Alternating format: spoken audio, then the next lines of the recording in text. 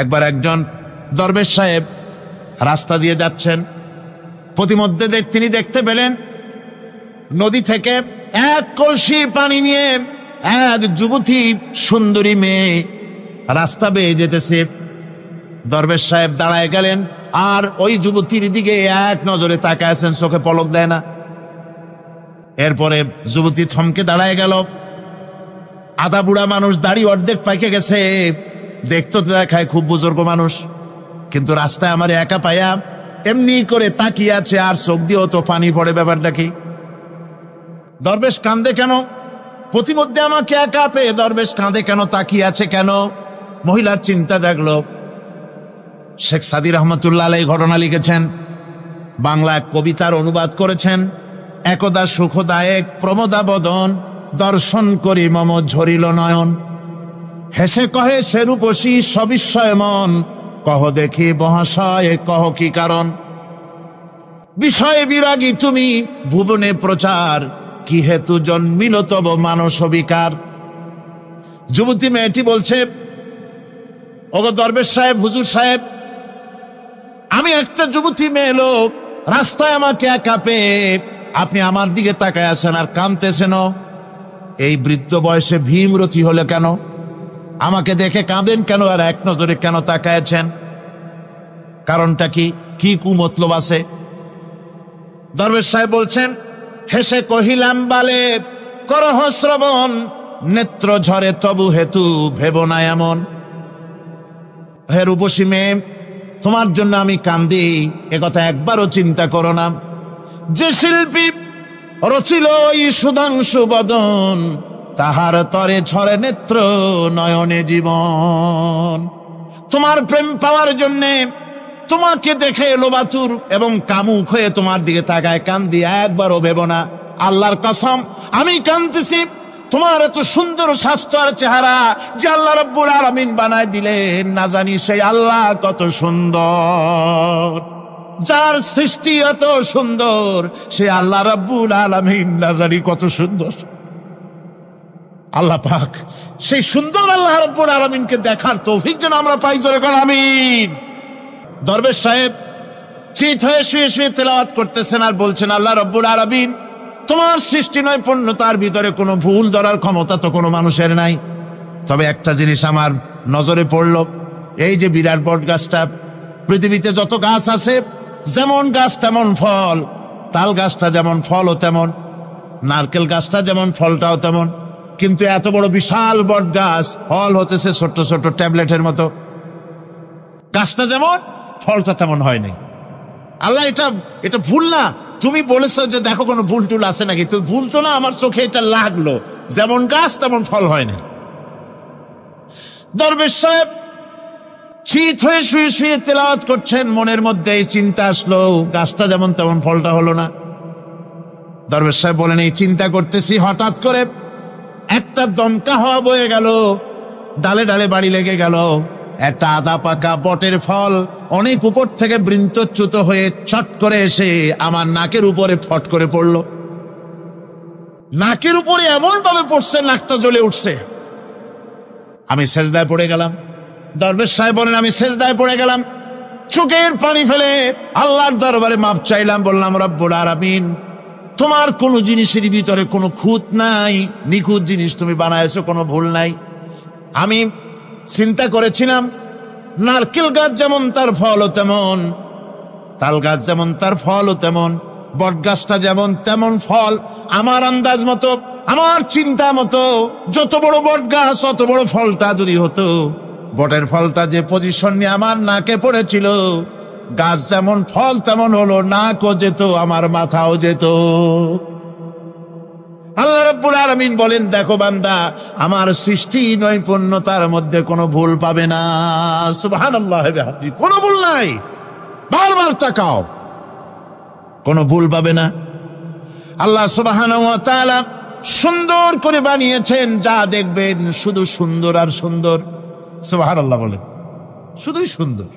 ফুলের সৌন্দর্য দেখেন, গাছের সৌন্দর্য দেখেন, জমিনের সৌন্দর্য দেখেন, পাখির সৌন্দর্য দেখেন, আল্লাহ পাক যা বানালেন সবগুলিকে আল্লাহ পাক সুন্দর করে করে সৃষ্টি করেছেন, সব গুছিয়ে গুছিয়ে সুন্দর করে করে বানিয়েছেন, অসুন্দর করে কিছু বানান নাই। ফুল দেখতে কত সুন্দর, ফুলের থেকে ফল হয়, সে ফল হওয়ার জন্য ফুলের পুংকেশর আর স্ত্রী কেশরের মিলন ঘটতে হয়। তো ফুল তো আর চলতে পারে না, এই মিলনটা কেমনে হবে? এই জন্য আল্লাহ পাকের রুচি দেখেন, আল্লাহ পাকের রহমত দেখেন, আল্লাহর কুদরত চিন্তা করুন। সুবহানাল্লাহি বিহামদিহি। ফুল সুন্দর জিনিস, ফুলের চাইতে আর কিছু সুন্দর আছে নাকি? এত সুন্দর ফুল, এই পুংকেশর এবং স্ত্রী কেশরের বিনিময়টা কে করবে? এইটা করার জন্য আল্লাহ পাক এই দায়িত্ব তেলাপোকাকে দেন নাই, দিছেন নাকি? আর শোলাকে দিছেন, সার পোকাকে দিছেন, উই পোকাকে দিছেন, তাতে ফুলের ইজ্জত নষ্ট হবে। ফুল যেমন সুন্দর, আল্লাহ রুচি, আল্লাহ রাব্বুল আলামিনের সৌন্দর্য বোধ কত বিরাট, কত মহান আল্লাহ পাক। ফুল যেমন সুন্দর, ওই সুন্দর ফুলের উপরে তেলাপোকা পড়লে ফুলের সৌন্দর্য নষ্ট হবে। এই জন্য আল্লাহ পাক ফুল যেমন সুন্দর, ওই পুংকেশর আর স্ত্রী কেশরের মিলন ঘটাবার জন্য রব্বুল আলামিন সুন্দর প্রজাপতির ব্যবস্থা করেছেন। ফুল যেমন সুন্দর, প্রজাপতিও সুন্দর। প্রজাপতির ডানায় কোন শিল্পী কোন তুলি দিয়ে এত রং লাগালো! সুবহানাল্লাহি বিহামদিহি, সুবহানাল্লাহি বিহামদিহি। কি সুন্দর প্রজাপতি আল্লাহ তৈরি করলেন। আল্লাহ পাক বলছেন, এমনি সুন্দর করে বানালাম, মানুষ বানাইছি, সে মানুষের সৌন্দর্য দেখো। দুইটা চোখ দিলাম দেখার জন্য। চোখ কি জন্যে? এখন এই চোখ দুটা যদি কুমিরের মতো আল্লাহ গোল বানাই দিতেন, চোখ গোল এরকম কুমিরের মতো দেখতে বিশ্রী হতো। চোখ দুটোকে আল্লাহ টানা টানা করেছেন, চোখের উপরে ভুরু লাগিয়েছেন, তাতে আবার পশম দিয়েছেন, চোখে পিসি দিয়েছেন, চোখের ভিতরে মণিটা কালো করেছেন, তার চতুর্দিকে সাদা অংশকে নীলাভ করেছেন যাতে কালোটা আরো ফুটে ওঠে। সুবহানাল্লাহি বিহামদি। কত সৌন্দর্য আল্লাহ রাব্বুল আলামিন মানুষকে দিয়েছেন। আল্লাহর রহমতের ওয়াজ সারা বছর করলেও তো ফুরাবে না, এত রহমত, এত দয়া আল্লাহ সুবহানাহু ওয়া তাআলা। মানুষ আল্লাহ কি সুন্দর করে বানালেন। এবং দিনের পার্থক্য, মানুষের জীবনকে জীবন পদ্ধতিকে দুই ভাগে বিভক্ত করেছে, রাত এবং দিন। দেখেন আল্লাহর রহমত এবং কুদরত সব জায়গায়। রাত এবং দিন মানুষের জীবন চলার পথকে, জীবন পদ্ধতিকে কয় ভাগে ভাগ করেছে? দুই ভাগ। আল্লাহ পাক বলেন, ওয়াজআলনাল লাইলা লিবাসান ওয়াজআলনান নাহারা মাআশা। আমি রাতকে করেছি শান্তির বাহন, রাতকে করেছি আচ্ছাদন, শান্তির বাহন, আর দিনকে করেছি রোজগার করার জন্য। দিনের বেলায় রোজগার করবে, কামাই রুজি করবে, কল কারখানায় যাবে, খেতে খামারে যাবে, অফিস আদালতে যাবে, কাজ কাম করবে। এ কাজ করে করে শরীরের ভিতরে ক্লান্তি আসে, অবসাদ এসে যায়। আল্লাহ রাব্বুল আলামিন বলেন, আমি আবার রাত বানালাম। ওই রাতের বেলায় বানর যখন ঘুমায় যায়, এই ঘুম তার সমস্ত অবসাদ আর ক্লান্তি দূর করে দিয়ে সকাল বেলায় আবার তাজা মানুষ করে সমস্ত একেবারে পরিপূর্ণ কর্মক্ষম একজন মানুষে তাকে পরিণত করে দেয়। রাতটাকে আচ্ছাদন করে দিয়েছি, দিনের কোলাহল মুক্ত রাত। সূর্যের আলোর ঝলকানি, তীব্র আলো নাই, চিৎকার নাই, আওয়াজ নাই। রাতের একটি অন্ধকার চাদর পরিয়ে দিলাম এই পৃথিবীর উপরে, রাতের একটি অন্ধকার চাদর পৃথিবীর উপরে পরিয়ে দিলাম। কোলাহল মুক্ত পৃথিবী এখন, সূর্যের তীব্র আলো আর নাই। এখন আরামে তুমি ঘুমিয়ে যাও, ঘুমাও, আবার সকালবেলা উঠে তুমি কাজ করবে।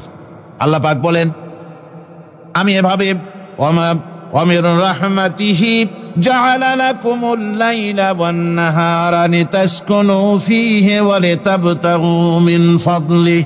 আল্লাহর রহমতের ভিতরে এটাও রহমত, আল্লাহর করুণা, আল্লাহর দয়া যে তিনি দিনকে করেছেন রুজি কামার জন্য, রাতকে করেছেন তিনি তোমাদের জন্য ঘুমাবার জন্য, বিশ্রামের জন্য। এই ব্যবস্থা আল্লাহ রাব্বুল আলামিন করেছেন, যিনি তোমাদেরকে দুপুর বেলায়, বিকেল বেলায়ও তোমাদেরকে অবসাদ গ্রহণের জন্য, আরামের জন্য দুপুর এবং বিকাল, সকাল ইত্যাদি তৈরি করেছেন। কোরআন শরীফের ভিতরে আল্লাহ পাক এ সমস্ত কথাগুলি ব্যাখ্যা সহকারে বলে দিচ্ছেন যে আমার রহমত ওয়াসিআত রাহমাতি কুল্লে সেই, সমস্ত জিনিসে চতুর্দিকে তুমি যেখানে আছো তার চতুর্দিক, আকাশ এবং জমিন, আমার রহমত তোমাকে ঘিরে রেখেছে। এ কোরআন নাজিল করেছেন সেই আল্লাহ, সেই রহমান যার দয়া সর্বত্র ছড়িয়ে আছে। আল্লাহ পাক বলছেন, এরপরে তোমাকে সৃষ্টি করলাম, জমিন সৃষ্টি করলাম খাবারের জন্য। আমার রহমতের বিষয়টা দেখো, আমি এমন দয়াবান, এমন মেহেরবান। এবার তোমার খাবারের জরুরত হলো, তুমি কি খাবে? সেজন্য এই জমিনে ফসলের ব্যবস্থা আমি আল্লাহ করেছি। জোরে বলেন সুবহানাল্লাহ। জমিন শুকায় গেছে, বৈশাখ মাসের, জ্যৈষ্ঠ মাসের প্রচন্ড রৌদ্রের তাপে জমিন শুকায় গেছে। এই জমিনে তুমি ফসল ফলাবে কি করে যদি না পানি দিয়ে জমিনটারে ভিজায় দেই? আল্লাহ বলেন, জমিন ভিজাবার দায়িত্ব আমি নিলাম। আল্লাহুল্লাযী আরসালার রিয়াহা ফাতুসিরু সাহাবা। সমুদ্রের পানি, লবণাক্ত পানিগুলি বাষ্পীয় আকারে উত্থিত হয়ে যায়, মেঘমালায় পরিণত হয়ে যায়। বাতাসকে বলি, এই মেঘকে টেনে নিয়ে যাও অমুক জায়গার উপরে। মেঘ চলে এলো। আল্লাহ বলেন, ফাসুকনাহু ইলা বালাদিম মাইয়িতিন ফাআহইয়ানা বিহিল আরদা বাদা মাউতিহা কাযালিকান নুশুর। আল্লাহ পাক বলছেন, বৃষ্টির পানি পড়লো, মরা জমিন জিন্দা হয়ে গেল। এই মরা জমিন জিন্দা হলো। এরপরে তুমি বীজ বপন করলে, ধান বপন করলে, গম বপন করলে, মাটির খাসলাত হলো সব পচায় দেওয়া। মাটির খাসলাত কি? কথা বুঝেন না? মাটির ধর্মটা কি? পচায় দেওয়া। যা রাখেন পচে যাবে, লোহা রাখেন জং ধরে যাবে, পাথর রাখেন আস্তে আস্তে, এ ধরনের যেসব জিনিস রাখেন আস্তে আস্তে করে ধ্বংস হয়ে যাবে, পচে যাবে। ওই মাটির ভিতরে ধান এবং গম, আপনার ফসল, আপনার খাদ্য, আপনার রিজেককে আমানত করে দিলেন। আল্লাহ পাক ওটাকে হেফাজত করলেন। এরপরে ওর ভিতর থেকে পাতা অঙ্কুরিত হয়ে বেরিয়ে এলো। এখন কেউ যদি বলে, আল্লাহ যদি পানি না দেন, আল্লাহ যদি বৃষ্টিটা না দেন, তাহলে আমার অসুবিধাটা কি? আল্লাহ বলেন, দেখো বৃষ্টিটা তো আমি দিলাম। বৃষ্টিটা কে দিলেন? আল্লাহ পাক বলেন, আফারাআইতুমুল মাআল্লাযী তাশরাবুন আনতুম আনজালতুমুহু মিনাল মুজনি আম নাহনুল মুনজিলুন। তোমরা যে পানি পান করো, আকাশ থেকে এই পানিটা কে বর্ষণ করে? তুমি করো না আমি করি? কে করে? জোরে কন। আল্লাহ পাক বলছেন, আমি পানি বর্ষণ করি। সেই পানিটা, এই যে বঙ্গোপসাগরের পানি, আপনাদের কর্ণফুলীর পানি, মিষ্টি না নোনা? কি পানি? জোরে কন। এই নোনা পানি আকাশে উঠলো। আল্লাহ পাক বলেন, ইচ্ছে যদি করতাম, লাউ নাশাউ জাআলনাহু জাজান ফালাউলা তাশকুরুন। পানি উঠালাম, নোনা পানি, ইচ্ছে করলে লবণাক্ত অবস্থায় অবতীর্ণ করে দিতে পারতাম, জমিনের ফসল সব নষ্ট হয়ে যেত। কিন্তু আমি নোনা পানি উঠায়া ওই পানিগুলিকে মিষ্টি করে আমি নাজিল করে, জোরে কান সুবহানাল্লাহ, মিষ্টি পানি অবতীর্ণ করে দিলাম। এখন মানুষ বলে, আল্লাহ পানি না দিলে কি হইতো? আমাদের খাল আছে, বিল আছে, সাগর আছে, নদী আছে, পুকুর আছে, হাওড় আছে, টিউবওয়েল আছে, ডিপ টিউবওয়েল আছে। আল্লাহ বৃষ্টি না দিলে তো কি হয়ে গেল আমাদের? আল্লাহ পাক জবাব দিয়েছেন, কুল আরাআইতুম ইন আসবাহা মাউকুম গাওরান ফামান ইয়াতিকুম বিমাইন মাইন। বলো দেখি, সবে শুকাইয়া যদি যায় এই জমিনের পানি, তাহলে হেথায় তটডির ধারা কে দিবে সবারে আনি? টিউবওয়েলের পানি, পাতালের পানি, দরিয়ার পানি, সাগরের পানি, হাওড়ের পানি, বিলের পানি, সব যদি আমি আল্লাহ শুকায় দেই, আমি আল্লাহ ছাড়া এমন কোন শক্তি আছে যে মরা গাঙ্গে নতুন করে পানির জোয়ার এনে দিতে পারে? আছে কেউ? কেউ নাই। আল্লাহ পাক বলেন, দেখো আমার রহমত, এভাবে করে আমি পানি দিলাম, বৃষ্টি দিলাম, এবার গাছ উঠলো। বীজ বপন করছিলা, গাছ উঠলো। আনতুম আনশাতুম শাজারাতাহা আম নাহনুল মুনশিউন। মাটি থেকে এই গাছকে কে উদ্গত করে দিল? ওই বেটা, কে দিল? তুমি দিছো না আমি দিয়েছি? কে দিয়েছে? জোরে কর, জোরে চিল্লা এখন, কে দিল? আল্লাহ পাক বলেন, গাছ উদ্গত করে দিলাম, গাছ এবার বড় হলো। এই গাছ আল্লাহ রাব্বুল আলামিন এই গাছ তৈরি করলেন। এই গাছ শুধু আপনার জ্বালানি দেয় না, গাছ শুধু ফল দেয় না, এই গাছ মানুষের জন্য, গাছ হচ্ছে বন্ধু। মানুষের জন্য গাছ কি? জোরে কোন কি? বন্ধু। সেই বন্ধুরে জনমের কাটা কাটবেন নাকি? এই গাছ তৈরি হচ্ছে। গাছ বন্ধ কি করে? গাছ বন্ধ হচ্ছে আমরা যে শ্বাস প্রশ্বাস নেই, মুখের থেকে নাকের থেকে যে শ্বাসটা ফেলি, সেটা হচ্ছে আমরা গ্রহণ করি বাতাস থেকে অক্সিজেন, ছেড়ে দেয় কার্বন ডাই অক্সাইড। এটা হচ্ছে বিষ। এটা কি? আমরা নিলাম পরিশুদ্ধ অক্সিজেন, নিলাম, ছেড়ে দিলাম এটাকে বিষ করে, এই বিষটা ছড়িয়ে গেল। এখন এই বিষ যদি আল্লাহ পরিশুদ্ধ করার কোনো ফ্যাক্টরি না বানাতেন, তাহলে পৃথিবীর সমস্ত প্রাণী মরে যেত। সুবহানাল্লাহ কইতে ইচ্ছে করে না? আল্লাহ পাক কি ব্যবস্থাটা করলেন! কোন দুনিয়ায় ফ্যাক্টরি নাই, মানুষ যে বিষাক্ত করে দেয় আবহাওয়াকে, সেটাকে রিফাইন করার ব্যবস্থা মানুষের কাছে নাই। আল্লাহ ব্যবস্থা করেছেন কি? আল্লাহ পাক গাছ বানায় দিলেন, গাছের সবুজ শ্যামল রং, ঘাসের সবুজ শ্যামল রং তার খাদ্য হতেছে। আপনি যেটা ছেড়ে দেন, আপনার জন্য যেটা বিষ, সেটা হচ্ছে তার জন্য খাদ্য। কার্বন ডাই অক্সাইড গাছ টেনে নেয়, সারা রাত টানতে থাকে অক্সিজেন থেকে, বাতাস থেকে সারা রাত টানতে থাকে। কার্বন ডাই অক্সাইড খাবার হিসাবে সে টেনে নেয়। আর দিনের বেলা যখন রোদ ওঠে, সূর্যের উত্তাপ আর গাছের সবুজ রং দুটোতে মিলে এক প্রকারের রন্ধন ক্রিয়া হয়, রাঁধা হয়। সেই রান্নার মাধ্যমে গাছের ভিতর থেকে গাছ আবার অক্সিজেন মানুষের জন্য, প্রাণীর জন্য ছেড়ে দেয়। সুবহানাল্লাহ। তো গাছ আপনার জন্য বন্ধু। একদিকে গাছ আপনার এই কাজ করলো, ফার্নিচার বানাইলো, ছায়া দিল, ফল দিল। আল্লাহ পাক বলেন, এই গাছগুলি কে তৈরি করলো? মিয়া তুমি করছো? না, আমি করছি। আমি আমার রহমত দিয়ে তোমার গাছ বানাই দিলাম। এরপরে ফসল দিলাম, ফসল হলো, তোমার তরি তরকারি হলো, সবকিছু তোমার হয়ে গেল। এবার ফসল দেখা মানুষে যখন দেখে জমিনে বড় বড় ধানের গোছা হয়েছে, মোটা মোটা ধানের গোছা হয়েছে, মোছে তখন তেল মাখে আর নতুন নতুন গানের আয়োজন করে। এবার ফসল বেশি হয়েছে, গান, থিয়েটার, বাজনা, গুনাগার বিবি, কত রকমের গানের ব্যবস্থা করে ফেলে। জমিনে ফসল আর মোছে তেল মাখে আনন্দে। আল্লাহ রাব্বুল আলামিন বলেন, লাউ নাশাউ লাজআলনাহু হুতামান ফাযালতুম তাফাক্কাহুন। আমি যদি ইচ্ছে করি তোমার জমিনের সমস্ত ফসলটাকে আমি সম্পূর্ণ কুটায় পরিণত করে দিতে পারি, তুষে পরিণত করে দিতে পারি। পারেন না? ধানের ভিতরে আল্লাহ যদি চাউল না দেন, তাহলে সব তুষ হয়ে যাবে না? তখন কি করবেন আপনারা? কি করবেন? কোন বাংলাদেশ তখন হরতালের দেশ। যখন আপনি দেখলেন যে জমিনে ধানে এবার সব তুষ হইছে, তখন আল্লাহর বিরুদ্ধে হরতাল করেন। লাভ হবে কিছু? লাভ হবে? আল্লাহর বিরুদ্ধে আপনারা অনশন ধর্মঘট করেন, লাভ হবে কিছু? কোনো লাভ হবে না। আল্লাহ রাব্বুল আলামিন বলেন, কোনো লাভ হবে না, বরং তোমরা তখন বলবে, ইন্না লামুগরামুন বাল নাহনু মাহরুমুন। কপালে তখন আঘাত করবে, করাঘাত করতে থাকবে আর বলবে যে আরে কপাল পোড়া হয়ে গেলাম, হতভাগ্য হয়ে গেলাম, বঞ্চিত হয়ে গেলাম, আল্লাহর রহমত থেকে সর্বনাশ হয়ে গেল। তখন কপালে আঘাত করা ছাড়া আর কিছুই করতে পারবে না। আল্লাহর বিরুদ্ধে মিছিল চলে না, সমাবেশ চলে না, বিক্ষোভ চলে না, হরতাল চলে না।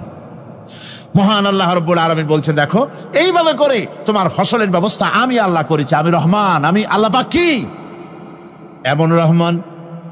আজ জমিনে ফসল বৃদ্ধির জন্য ইউরিয়া, সুপার সালফেট, সালফার সারের ব্যবস্থা হয়েছে, নানান জাতের সারের ব্যবস্থা হয়েছে। যখন এই সার মানুষ তৈরি করতে শেখে নাই, আবহমান কাল থেকে জমিনের জন্য সারের ব্যবস্থা কে করেছেন? জোরে কোন। আল্লাহ পাক বলেন, আমিন আয়াতিহি আইয়ুরিকুমুল বারকা খাউফাও ওয়া তামাম। আমার অসংখ্য নিদর্শনাবলীর মধ্যে এটাও একটি নিদর্শন, যে আকাশে বিদ্যুৎ চমকে মেঘের গর্জন হয়। এই যে বিদ্যুৎ চমকে গর্জন হয়, এর মধ্যে রয়েছে মানুষের জন্য ভীতি এবং আশা। তারা ভয় পায়, আর এর মধ্যে আশাও রয়েছে। আশাটা কি? আশা হচ্ছে এই যে বিদ্যুৎ যে বছর যত বেশি চমকায় মেঘে, সে বছর জমিনে ফসল তত বেশি বাড়ে। কৃষিবিদরা বলেছেন, বিদ্যুৎ যত বেশি চমকায় জমিনের ফসল তত বেশি বাড়ে। সুবহানাল্লাহ বিহামদিহি। এর একটা সিস্টেম আছে, সেই সিস্টেম অনুযায়ী আল্লাহ জমিনে ফসল বাড়ায় দিলেন। আল্লাহ ফসল দিলেন। এবার আপনার আল্লাহ পাক বলছেন, দেখো ফসল দিলাম, ধান হলো, চাউল হলো, মাছ হলো, গোশ হলো, সব হয়ে গেছে, এখন তুমি খাবে। রান্না বান্না হয়ে গেল। রহমত আমার দেখো, আমার রহমতটা দেখো। এ কোরআন শিখাইছেন সেই আল্লাহ রাব্বুল আলামিন, যার নাম রহমান। জোরে বলেন, তার নাম কি? রহমান। চাউল হয়ে গেছে, চাউল তো শুধু ভর্তা বানায় খাওয়া যাবে না, ভাত হয়েছে, আটা দিয়া রুটি তৈরি হয়েছে, কি দিয়া খাবেন? আল্লাহ রাব্বুল আলামিন আপনার পুকুরের ভিতরে মাছ দিয়া দিলেন, জন্তু জানোয়ার দিলেন, চার পায়া জানোয়ারের গোশত হালাল করে দিলেন, পাখির মাংস আল্লাহ রাব্বুল আলামিন হালাল করে দিলেন।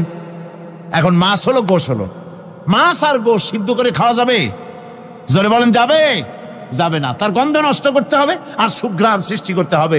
এই গন্ধ নষ্ট করে সুঘ্রাণ সৃষ্টি করার জন্য লবঙ্গ তৈরি করলেন কে? কথা কন না কেন? এলাচি কার? দারচিনি কার? লবণ কার? মরিচ কার? হলুদ কার? পেঁয়াজ কার? সুবহানাল্লাহ। এত নিয়ামত আল্লাহ রাব্বুল আলামিন বলেন, ওয়া ইন তাউদ্দু নি'মাতাল্লাহি লা তুহসুহা। আমার নিয়ামত গণনা করে করে আমার নিয়ামত গুণে শেষ করতে পারবে না, এত নিয়ামত আমি দান করেছি। এরপরে তরি তরকারি হলো, মাছ গোশ খেতে খেতে অস্থির হয়ে যাবে। তারপরে তরি তরকারি দিলাম, শাক সবজি দিলাম, সবকিছু আমি আল্লাহ রাব্বুল আলামিন দিয়েছি। আমার নাম রহমান, তোমার সমস্ত প্রয়োজন আমি দিয়েছি, মিটাই দিয়েছি। এবার তরি তরকারি হলো আর মানুষ তরি তরকারি খাইলো, আল্লাহ শুকর আদায় করলো না।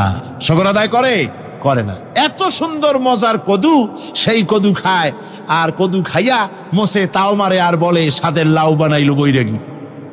আল্লাহ শুকর আদায় করে, আল্লাহর নিয়ামতের শুকরিয়া আদায় করে না।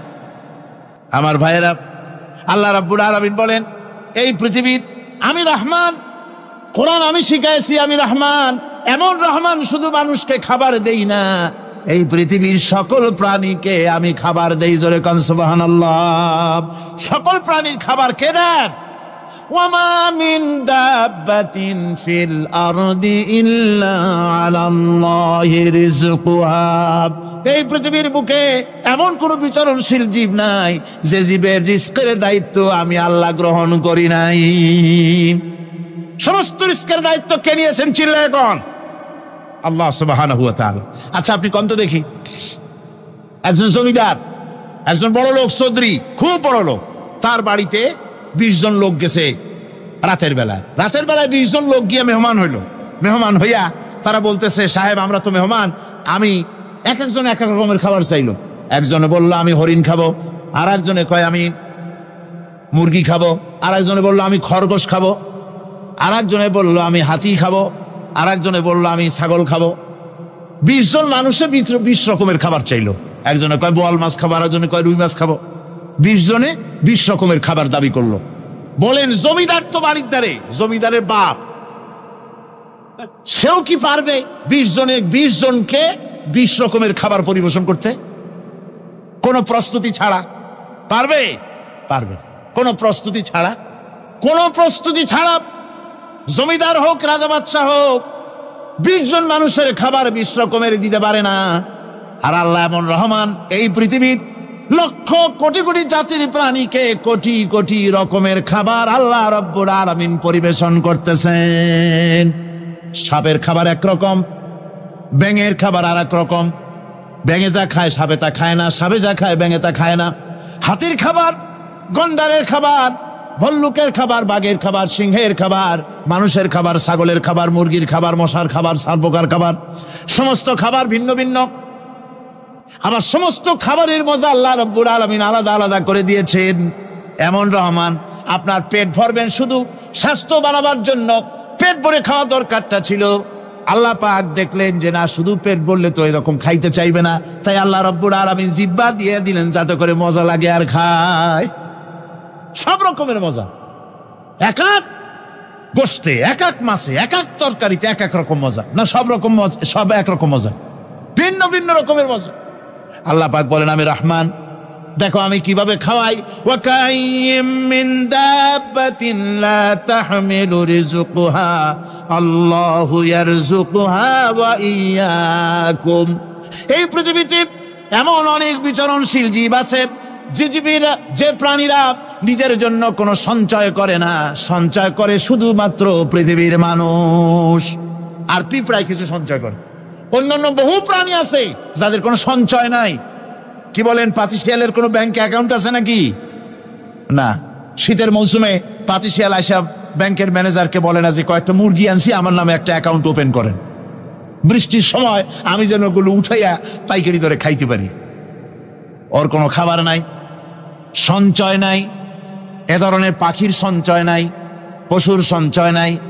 মহান আল্লাহ রাব্বুল আলামিন তিনি বলছেন, সকাল বেলায় পাখি তার বাসা দিয়া ক্ষুধার্ত পেট নিয়ে পাখিগুলি উড়ে চলে যায়। সাপ তার গর্ত থেকে বের হয় খালি পেটে, পাতি শৃগল খালি পেট নিয়ে গর্ত থেকে বেরিয়ে যায়। তিমির মতো অত বড় প্রকাণ্ড প্রাণী, হাতির মতো প্রকাণ্ড প্রাণী, গরিলা, শিম্পাঞ্জি, ওরাংওটাং, পিঁপড়া থেকে শুরু করে নিয়ে প্রকাণ্ড তিমি পর্যন্ত সমস্ত প্রাণীগুলি সকালবেলায় খালি পেটে বেরিয়ে যায়। সারাদিন ঘোরাঘুরির পর আল্লাহ সুবহানাহু ওয়া তাআলা বলেন, সন্ধ্যাবেলায় সমস্ত প্রাণীর পেটগুলি ভরে আমি আল্লাহ তাদের বাসায় ফিরাইয়া দেই। আমি রহমান, এভাবে করে আমি আল্লাহ রাব্বুল আলামিন খাবারের বন্দোবস্ত করি, পড়ার বন্দোবস্ত করি, থাকার ব্যবস্থা করি। ইয়া আইয়ুহান নাসু যকুরু নি'মাতাল্লাহি আলাইকুম হাল মিন খালিকিন গায়রুল্লাহ ইয়ারযুকুকুম মিনাস সামাই ওয়াল আরদ। ও পৃথিবীর মানুষেরা, ওই আল্লাহর স্মরণ করো, আল্লাহর নিয়ামতের শুকরিয়া আদায় করো যে আল্লাহ তোমাকে আকাশ থেকে জমিন থেকে রিজিক দেন। ওই আল্লাহ ছাড়া আছে কি কেউ যে তোমাকে আকাশ থেকে রিজিক দেয়, জমিন থেকে রিজিক দেয়? লা ইলাহা ইল্লা হুয়া ফান্না তুফাকুন। ওই আল্লাহ ছাড়া কোনো ইলাহা নাই, কেন তোমরা বিভ্রান্ত হও? সেই আল্লাহর দিকে ফিরে আসো। আল্লাহ বলছেন, এভাবে আমি সমস্ত পৃথিবীর মানুষের রুজি রুটির বন্দোবস্ত করি, সমস্ত প্রাণীর রুজি রুটির ব্যবস্থা করি, আমি সেই রহমান। সুবহানাল্লাহ বিহামদিহি। ওয়া ইলাহুকুম ইলাহুন ওয়াহিদ লা ইলাহা ইল্লা হুয়ার রহমানুর রহিম। এই হচ্ছেন তোমাদের আল্লাহ। সুবহানাল্লাহ। আল্লাহ বলছেন, ওয়া ইলাহুকুম ইলাহুন ওয়াহিদ, তিনি হচ্ছেন এক আল্লাহ, এক ইলাহ, যিনি ছাড়া কোনো ইলাহা নাই। তিনি হচ্ছেন রহমান। তিনি কি? রহমান। তিনি হচ্ছেন রহিম। তিনি তোমাদের সব কিছুর ব্যবস্থা করে দিয়ে থাকেন, কোনো জিনিস তোমাদেরকে বঞ্চিত করেন না। এই রহমান এমন রহমান যিনি তোমাদের সমস্ত নিয়ামত পূর্ণ করেন। আর রহমান এমন রহমান যে শুধু আপন আপন লোক দেখে তালাশ করে করে দেয় না, সকলকে দেয়। যারা নামাজ পড়ে তাদের দালান কোটা বেশি হয়, যারা তাহাজ্জুদ পড়ে তাদের ব্যাংকে টাকার অভাব নাই, যারা হজ করে যাকাত দেয় তারা টাকার জ্বালায়, পয়সা কড়ির জ্বালায় অস্থির। এরকম নাকি? না, বরং নামাজ রোজা হজ যাকাত যারা করে, বেশি খাঁটি মুসলমান, তাদের অভাব অভিযোগ আরো বেশি। যাদের কাছে নামাজ নাই, রোজা নাই, আল্লাহ পরকালের চিন্তা নাই, তাদের টাকা পয়সা, সোনা দানা, জায়গা জমিন, সৌন্দর্য, সুখ আর আরো অনেক বেশি। বরং এদের কম। আপন লোকের চাইতে শত্রুকে বরং আল্লাহ পাক বেশি দেন। আপন লোক মানে যারা দিনদার, ইমানদার, পরেজগার, নামাজি, এরা বরং কম পায়, ওরা বরং বেশি পায়। এমন কেউ নাই পৃথিবীতে শত্রুকে ডেকে বলবে আয় তোরেও দেই, কেউ নাই, একমাত্র আল্লাহ রাব্বুল আলামিন যিনি সকলকে দেন। এই পৃথিবীর কোন মূল্য আল্লাহ রাব্বুল আলামিনের কাছে নাই, একটা মশার দানার তুল্য মূল্য নাই। সেজন্য আল্লাহ পাক সকলকে নিয়ামত দেন, সকলকে ব্যবস্থা করেন। তাই এই কোরআন শরীফ আল্লাহ পাক তার মানুষের প্রতি এত দয়া মানুষের প্রতি, যে আল্লাহ পাকের দয়াটা কার? জোরে চিল্লা এখন, দয়াটা কার? এত দয়া যে আল্লাহ পাকের মানুষের প্রতি রাস্তা চলার জন্য রাস্তা তৈরি করে দিলেন। পাহাড়ের ভিতরে মানুষ যেন হারায় না যায়, পাহাড়ের ভিতরে গিরিপথ বানালেন যিনি, মরুভূমির ভিতরে হারায় না যায় নিশানা বানালেন যিনি, সমুদ্রের ভিতরে রাতের আধারে যেন গভীর সমুদ্রে হারায় না যায় সেজন্য মহাশূন্যের ভিতরে তারকা প্রদীপ জ্বালায়া পথের নির্দেশনা দিয়ে দিলেন যিনি, এত ব্যবস্থাপনা যিনি করলেন, সে আল্লাহ রাব্বুল আলামিন মানুষের জন্য এই পৃথিবীতে ব্যক্তি, পরিবার, সমাজ ও রাষ্ট্রে, আন্তর্জাতিক জীবনে, স্বরাষ্ট্রনীতি, পররাষ্ট্রনীতি, শিক্ষানীতি, যুদ্ধনীতি, বন্দিনীতি, তার জীবনের সমস্ত নীতিমালার ব্যাপারে আল্লাহ রাব্বুল আলামিন বুঝি কোনো দিগদর্শন দেন নাই। দিয়েছেন কিনা? সুতরাং রহমানের দাবি হচ্ছে, আল্লাহর রহমানিয়াতের দাবি হচ্ছে বান্দার জন্য কোরআন শিক্ষা দেওয়া, যত শিক্ষা আল্লাহ দিয়েছেন, যত দয়া আল্লাহ বান্দাকে করেছেন, সবচাইতে বড় দয়া কোরআন শিক্ষা দেওয়া। জোরে কান সুবহানাল্লাহ। যত দয়া, যত নিয়ামত, যত রহমত আল্লাহ বান্দাকে করেছেন, তার মধ্যে শ্রেষ্ঠ রহমত, শ্রেষ্ঠ দয়া, শ্রেষ্ঠ করুণা মানুষের জন্য, আল্লাহর এই পৃথিবীর মানুষের জন্য সবচাইতে শ্রেষ্ঠ দয়া কি? জোরে বলেন কি?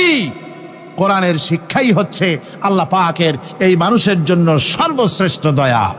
আমার বন্ধুগণ, কোরআনে কারিমে রব্বুল আলামিন বলেন, ফাআনজালাল্লাহু সাকিনাতাহু আলাইহি ওয়া আইয়াদাহু বিজুনুদিন লাম তারাওহা। আল্লাহ পাক তার মনের মধ্যে গভীর প্রশান্তি এবং স্বস্তি দান করলেন, আর এমন সৈন্য দিয়ে সাহায্য করলেন যে সৈন্যদেরকে তোমরা দেখতে পাও না। এভাবে করে রব্বুল আলামিন মুমিনদের বিপদে আপদে মুসিবতে সব সময় আল্লাহ পাক মুসলমানদেরকে সাহায্য করেছেন। জোরে বলেন সুবহানাল্লাহ। মুমিনদের সাহায্যকারী আল্লাহ।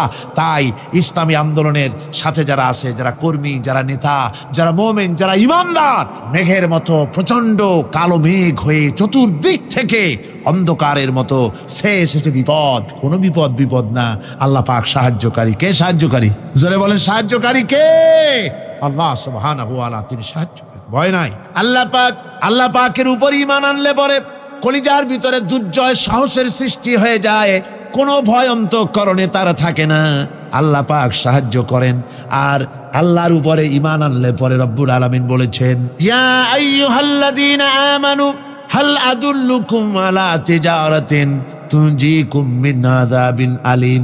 এমন একটা ব্যবসার কথা কি বলবো না যে ব্যবসায় তোমাদেরকে জাহান্নামের আযাব থেকে বাঁচায় দেবে। তার প্রথম কাজই হলো আল্লাহর প্রতি ঈমান আনা। ঈমান আনলে পরে এই সমস্ত গুণ তৈরি হয়ে যায়। আর ঈমানে সবচাইতে উপকৃত হয় সমাজের লোকেরা, রাষ্ট্রের লোকেরা, পরিবারের লোকেরা, দেশের মানুষ উপকৃত হয় মুমিনদের দিয়ে ঈমানের কারণে। তার কারণ হলো একজন মুমিন, একজন ব্যক্তি যখন ঈমানদার হয়, মুমিন হয়ে যায়, আল্লাহর প্রতি যখন প্রগাঢ় বিশ্বাস তার এসে যায়, তখন সেই ব্যক্তি নৈতিকতার মান তার বেড়ে যায়। জোরে বলেন সুবহানাল্লাহ। নৈতিক চরিত্রের উপরে সে প্রতিষ্ঠিত হয়, সে মিথ্যা বলতে সাহস পায় না। মুমিন ব্যক্তি মিথ্যা বলতে সাহস পায় না। কেন পায় না? মিথ্যা বলতে সাহস পায় না, ঠকাতে সাহস পায় না, ওজনে কম দিতে সাহস পায় না, শয়তানি বদমাশি করতে সাহস পায় না। তার কারণ হলো আল্লাহ পাক বলে দিয়েছেন, মুমিন কোরআনের ভিতরে পড়েছে, ইয ইয়াতালাক্কাল মুতালাক্কিয়ানি আনিল ইয়ামিনি ওয়া আনিশ শিমালি কাঈদ। দুজন নিয়ন্ত্রণকারী ফেরেশতা তোমার ডানে এবং বামে বসে বসে তোমাকে নিয়ন্ত্রণ করছে। কোথায় যাও, কি করো, এই ফেরেশতারা বসে বসে সব দেখতেছে। মা ইয়ালফিযু মিন কাওলিন ইল্লা লাদাইহি রাকীবুন আতীদ। মানুষ এমন কোনো কথা বলে না যা ফেরেশতারা রেকর্ড না করে, সব রেকর্ড হয়ে যায়। তাই মুমিন ব্যক্তি দায়িত্বহীন কথা বলতে পারে না। মুমিন ব্যক্তির চরিত্র ভালো হয়ে যায়। সে যে কথা বলে বুঝে শুনে কথা বলে, সে যে ওয়াদা করে বুঝে শুনে ওয়াদা করে। যেহেতু সবকিছুর জবাব কিয়ামতে দিতে হবে। কোথায় দিতে হবে? কোথায় দিতে হবে? কিয়ামতে আল্লাহর দরবারে জবাব দিতে হবে। মহান আল্লাহ রাব্বুল আলামিন বলেছেন, ওয়ালাকাদ খালাকনাল ইনসানা ওয়া না'লামু মা তুওয়াসবিসু বিহি নাফসু। মানুষ সৃষ্টি করেছি আমি, তার অন্তঃকরণের ভিতরে ওয়াসওয়াসা কি হয় আমি জানি। এই জন্য মুমিনেরা মনের ভিতরে কোনো খারাপ কল্পনাও করতে পারে না। খারাপ কল্পনা করলেও তার হিসাব দেওয়া লাগবে আল্লাহর কাছে। কার কাছে? ওয়াইন তুবদু মিন আনফুসিকুম আও তুখফুহু ইউহাসিবুকুম বিহিল্লাহ। আল্লাহ বলেন, মনের মধ্যে যে সব কল্পনা করো তা প্রকাশ করো আর গোপন রাখো, ওইটার হিসাব নেব আমি আল্লাহ পাক। কিয়ামতের দিন আমার কাছে হিসাব দিতে হবে। বন্ধুগণ, এই জন্য মুমিন যারা, মুমিনদের চরিত্র প্রতিষ্ঠিত হয়, মুমিনদের ধারণা থাকে যেখানেই যাই না কেন, যেখানেই বসি না কেন, সেখানেই আল্লাহ, আল্লাহ ছাড়া কোনো জায়গা নাই। আছে নাকি? আছে। আল্লাহ পাক বলেন, মা ইয়াকুনু মিন নাজওয়া সালাসাতিন ইল্লা হুয়া রাবিউহুম। তোমরা যেখানে তিনজন মিলে পরামর্শ করো, মনে রেখো তিনজন নও, ওখানে চতুর্থ সত্তা আমি রব্বুল আলামিন তোমাদের কাছে আছি, সব শুনি আর দেখি। পাঁচজন যেখানে হও সেখানে আমি ষষ্ঠ, এর থেকে যদি কম হও, এর থেকে যদি বেশিও হও, বান্দারে তুমি আছো যেখানে আমি আল্লাহ আছি সেখানে। উপায় নাই, সব জায়গায় আমি দেখতে পাচ্ছি। শুধু তাই নয়, রাত্রিবেলায় মানুষেরা গোপনে পরামর্শ করে, করে না? করে কিনা? রাতে রাতে পরামর্শ করে, এক জায়গায় বসে, হলের মধ্যে, পাহাড়ের মধ্যে কোন জায়গায় বসে পরামর্শ করে। কি পরামর্শ? ইসলামী আন্দোলনের লোকদের মারবে, কোথায় তাদের ধরবে, কোথায় তাদের অত্যাচার করবে, এই সমস্ত পরামর্শ করে। আল্লাহ পাক বলছেন, শুনুন, আল্লাহ রাব্বুল আলামিন বলেন, ওয়া হুয়া মাআহুম إذ يبيتون ما لا يرضى من القول وكان الله بما يعملون محيطا। আল্লাহ পাক বলেন, তিনি তো ঠিক সেই সময়ও তোমাদের কাছে থাকেন যখন তোমরা নিজেদের ঘরের মধ্যে বসে কোনো এক জায়গায় বসে আল্লাহর মর্জির খেলাফ পরামর্শ করো, আল্লাহ তখনও তোমাদের কাছে থাকেন। আল্লাহর ইহাতা থেকে, আল্লাহর কর্তৃত্ব থেকে বেরিয়ে যাওয়ার কোনো উপায় নাই। সুতরাং গোপনে বলেন, প্রকাশ্যে বলেন, যেভাবেই যা কিছু করা হোক না কেন, আল্লাহর কাছে আমাদের সমস্ত অপরাধগুলি ধরা হয়ে যায়। আর এটাই হচ্ছে ইমানের সীমা পরিসীমা। তিলকা হুদুদাল্লাহ ফালা তা'তাদুহা, তিলকা হুদুদুল্লাহ, এটাই হচ্ছে আল্লাহর সীমানা। ইমানের এই সীমারেখা বজায় রেখে ইমানের উপরে মজবুত করে কোনো ব্যক্তি, পরিবার, সমাজ, রাষ্ট্র যদি তৈরি হয়, তাহলে সেই সমাজই শান্তি আসে, সেই সমাজই আরাম আসে, সেই রাষ্ট্র শান্তিপূর্ণ হয়, সেখানে দিন কায়েম হয়, মানুষ সুখ সমৃদ্ধি খুঁজে পায়। আমরা দেখতে পেয়েছি বিশ্বনবী জনাবে মুহাম্মদুর রাসূলুল্লাহ সাল্লাল্লাহু আলাইহি ওয়াসাল্লাম হিজরতের রাত, কাফেরেরা চতুর্দিকে দাঁড়ানো, হযরত জিবরাইল এসে বলেন, ইয়া রাসূলুল্লাহ, হে কাফেরেরা চতুর্দিকে ঘিরে দাঁড়িয়েছে, গভীর রাত, এখন হাতে তাদের তরবারি, সকাল হলে পরেই তারা আপনাকে মেরে ফেলে দিবে, তাড়াতাড়ি ওঠেন, মদিনার দিকে চলে যান। আল্লাহ নবী ঘুমের থেকে জেগে হযরত আলীকে ডেকে বলেন, আলী, আল্লাহ অর্ডার করেছেন, আমি মদিনায় চললাম, আমার বিছানার পরে আমার চাদর গায়ে দিয়ে শুয়ে থাকো। হযরত আলী বলেন, আল্লাহর হাবিব, আপনার চাদর গায়ে দিয়ে ঘুমিয়ে থাকবো, সকালবেলায় কাফির বেঈমানেরা আপনার বিছানার পরে আপনার চাদর গায়ে দেওয়া অবস্থায় আমি আলীকে তারা মুহাম্মদ মনে করবে, আর আমি আলীকে নবী মনে করে তারা তাদের তরবারি দিয়া কেটে কেটে টুকরা টুকরা করে আমারে বিদায় করে দেবে দুনিয়া থেকে। এতটুকুনো পরোয়া করি না, বরং আমার দিলের মধ্যে এটাই তৃপ্তি থাকবে যে আমি আলীর জীবনের বিনিময় আল্লাহর হাবিব দুনিয়ায় বেঁচে আছেন।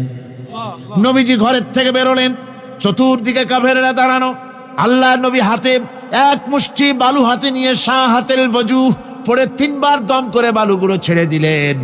বালিগুলি ঘরের চতুর্দিকে কাফেরদের চোখে চলে গেল।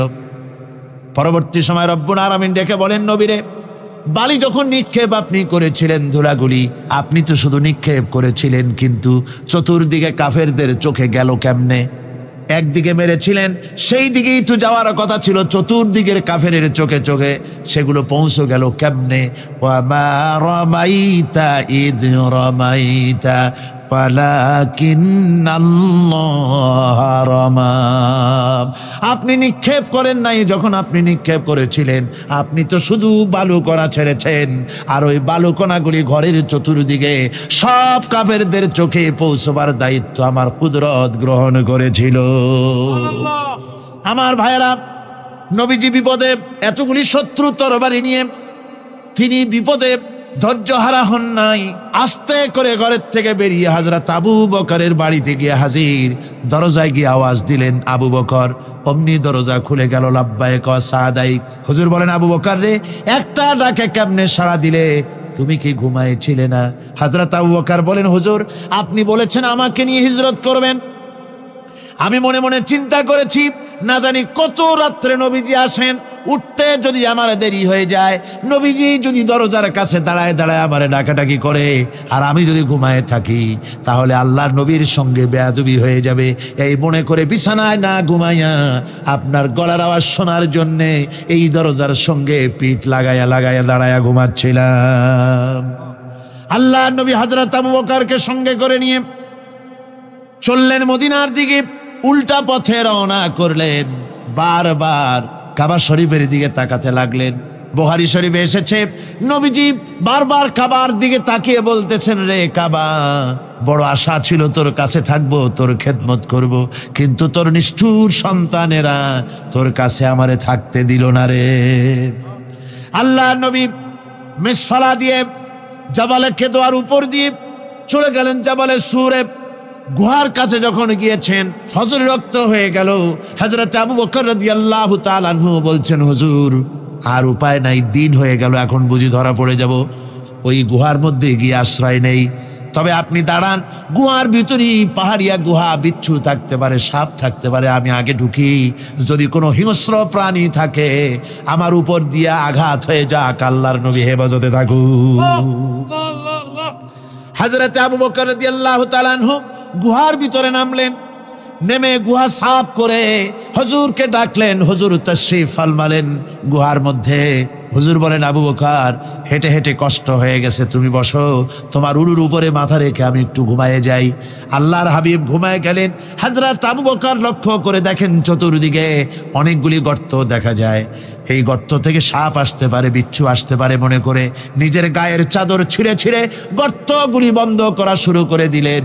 কয়েকটা গর্ত বন্ধ করার মতো চাদর আর নাই, পাও দিয়ে চেপে ধরলেন। এক পাহাড়িয়া বিষধর সাপ বেরোবার জন্য চেষ্টা করে বেরোবার পথ খুঁজে না পেয়ে হযরত আবু বকরের পায়ের উপরে দংশন করেছে। বিষের যন্ত্রণায় হযরত আবু বকরের চোখ থেকে পানি দরদর করে পড়ছে। রাসূলুল্লাহর ঘুম ভেঙে গেল। আল্লাহর নবী তাকে বলেন, আবু বকর, চোখে পানি কেন? বাড়ির কথা বুঝি মনে পড়ে গেছে?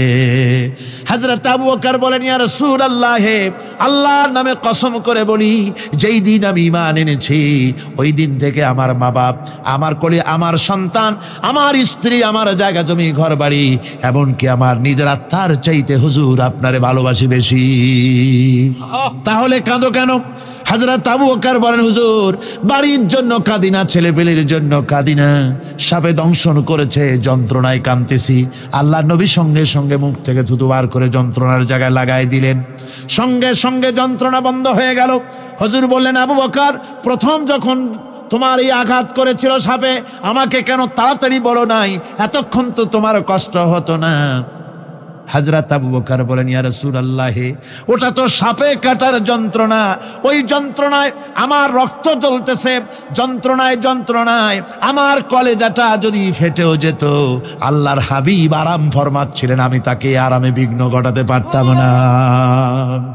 আমার ভাইয়েরা, হযরতে আবু বকর, হযরতে রাসূল দুজন বসে আছেন। এমনি সময় কাফের বেঈমানেরা খুঁজতে খুঁজতে জায়গা মতো এসে গেছে। একজনে বলে ভিতরে আছে, আর একজনে বলে নাই। পায়ের যদি থাকবে তাহলে মাকড়সায় জাল বুনালো কি করে, পাখি ডিম পেড়ে বসে আছে কি করে, তাদের সন্দেহ হতে লাগলো। এর মধ্যে নাই একজন বলে আছে, আর একজন বলে নাই। হযরত আবু বকর ভয়ের চোটে কেঁদে ফেলেছেন, হুজুর আর উপায় নাই। এই যে অবস্থা, এই অবস্থার ভিতরে, এই অবস্থার ভেতরেও আল্লাহ নবী এতটুকু ঘাবড়ে যান নাই। শত্রুরা তরবারি নিয়ে এসেছে, সুযোগ পেলেই একটু তাকালেই দেখতে পাবে, তুলে মেরে ফেলে দেবে। আল্লাহর হাবিব মোটেই ধৈর্য হারালেন না, এতটুকুন হতাশ হলেন না। আল্লাহ পাকের হাবিব তার সাথীকে কি বললেন? তখন কোরআনে কারীম সূরা তাওবার মধ্যে আল্লাহ তা উদ্ধৃত করেছেন মুমিনদের জন্য, ইযহুমা ফিল গার إذ يقول لصاحبه لا تحزن إن الله معنا। ও আমার সাথী, ও বন্ধু, ভয় করো না, চিন্তা করো না, আমরা মাইনরিটি নই, আমরাই মেজরিটি। তার কারণ আল্লাহ আমাদের সাথে আছেন। সুবহানাল্লাহ, আল্লাহ আমাদের সাথে আছে। মুসা আলাইহিস সালাম ভয় পেয়ে গেলেন। আল্লাহ রাব্বুল আলামিন বলেন, ভয় পাওয়ার কোনো কারণ নাই, তোমার প্রশ্নের জবাব আমি এভাবেই দিলাম। এক গ্লাস পানি নিয়ে কয়েক মিনিট দাঁড়াইতে পারো নাই, ঘুমের সঙ্গে সঙ্গেই গ্লাস পড়ে ভেঙে গেল। তামাম আকাশ আর জমিন, গোটা সৃষ্টি জগৎ তোমার আল্লাহ পাকের হাতের মুঠার মধ্যে রয়েছে। আল্লাহ যদি ঘুমায় যায় সব শেষ হয়ে যাবে। তামাম সৃষ্টি জগতের ট্রাফিক কন্ট্রোল আল্লাহ কর্তৃক হয়, আর মানুষের যা হয় আল্লাহ পাক তার থেকে সম্পূর্ণ মুক্ত। আল্লাহ পাকের ঘুম নাই। তন্দ্রাও নাই, লা তাখুযুহু সিনাতু ওয়ালা নাওম, ঘুমও নাই, তন্দ্রাও নাই। আল্লাহ পাক সমস্ত রকমের মানবীয় কোয়ালিটি থেকে, গুণ থেকে মুক্ত, মুবাররা, পবিত্র। হযরত ইমাম আবু হানিফা রাহমাতুল্লাহ আলাইহির সাথে এক নাস্তিকের বহস হবে। স্থান এবং তারিখ নির্ধারণ করা হলো। ইমাম সাহেব দেরি করে আসলেন। নাস্তিক বলছে, আমি আপনার সঙ্গে কোনো বিতর্কে যেতে চাই না, কারণ আপনি ওয়াদা রক্ষা করতে পারেন নাই, নির্ধারিত সময়ের অন্তত 3 ঘন্টা পরে এসেছেন। তিনি বললেন, আমি কেন দেরি করলাম সেটা তো তুমি জিজ্ঞেস করবে। আচ্ছা বলেন কেন দেরি করেছেন? তিনি বললেন, দেখো, এই জায়গায় আসার পথে একটা নদী বেঁধেছিল, কি করে আমার কাছে পারাপারের কোনো বন্দোবস্ত ছিল না। এক পর্যায়ে হতাশ হয়ে গেলাম, আমার বোধহয় যাওয়াই হবে না। শেষ পর্যন্ত আমি দেখতে পেলাম হঠাৎ করে আমার পাশে একটা ফলের বীজ পড়লো, তা দিয়ে একটা গাছ অঙ্কুরিত হলো। দেখছি না তার গাছটা একটা মহুল হয়ে পরিণত হয়ে গেল। ওই থেকে একটা করাতে সে গাছটা কেটে ফেলে দিল। ফটাফট কতগুলি তত্ত্ব বেরিয়ে আসলো, কোথার থেকে একটা হাতুড়ি আর কতগুলি লোহা এসে ঠাস ঠাস করে বাড়ি লেগে একটা কিস্তি তৈরি হয়ে গেল। কিস্তিটার ধাবায় পড়লো নদীতে, আমি লাফ দিয়ে উঠলাম, তাই তা দেরি হল। নাস্তিক বলছে, আপনার সাথে আমি জানছিলাম যে আপনি অত্যন্ত বুদ্ধিমান মানুষ, কিন্তু যে ঘটনা শুনাইলেন আপনার স্ক্রু একটাও টাইট আছে বলে মনে হয় না, আপনার সাথে আর কোনো বহস নয়। তিনি বললেন, কেন? বহস না, আপনি বলছেন যে এইরকম একটা গাছ চারা হয়ে গেল, সাথে সাথে বিনা মিস্ত্রিতে গাছটা কাটলো, তারপর এইটা দিয়ে তক্তা হলো, লোহা আসলো, হাতুড়ি হইলো, বিনা মিস্ত্রিতে কিস্তি তৈরি হয়ে গেল, নৌকা এটা পড়লো নদীতে, আর বিনা মাঝিতে আপনি পার হয়ে আসতেন। এটা কি আদৌ সম্ভব? ইমাম আবু হানিফা রাহমাতুল্লাহ আলাইহি বলছেন, তোমার সাথে আমি কোনো কিতাব দিয়ে ঝগড়া করব না, কোনো কিতাব দিয়ে আমি তোমার সাথে বহস করব না। এই একটি দৃষ্টান্ত তোমার জন্য যথেষ্ট। একটা মিস্ত্রি ছাড়া যদি একটা কিস্তি তৈরি না হতে পারে, একটা গাছ কেটে তক্তা যদি না হতে পারে, এই বিশাল আকাশ, এই বিশাল জমিন, আর তোমার মতো এরকম একটা সুন্দর মানুষ বিনা মিস্ত্রিতে, বিনা স্রষ্টায় তৈরি হলো কেমনে? এক কথায় নাস্তিক বলছে, আমার জীবনের ভুল ধরা পড়ল। নাস্তিক বলছে, জীবনের ভুল ধরা পড়েছে, আমি মুসলমান হয়ে গেলাম। লা ইলাহা ইল্লাল্লাহু মুহাম্মাদুর রাসূলুল্লাহ। জোরে পড়েন, লা ইলাহা লা ইলাহা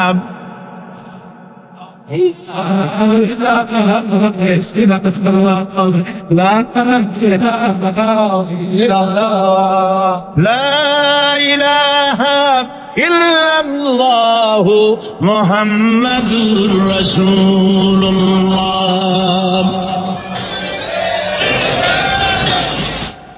আল্লাহ পাক বলছেন, আমি আদম, আমি দাউদ এবং সুলাইমানকে জ্ঞান দান করেছি, ইব্রাহিমকে জ্ঞান দান করে।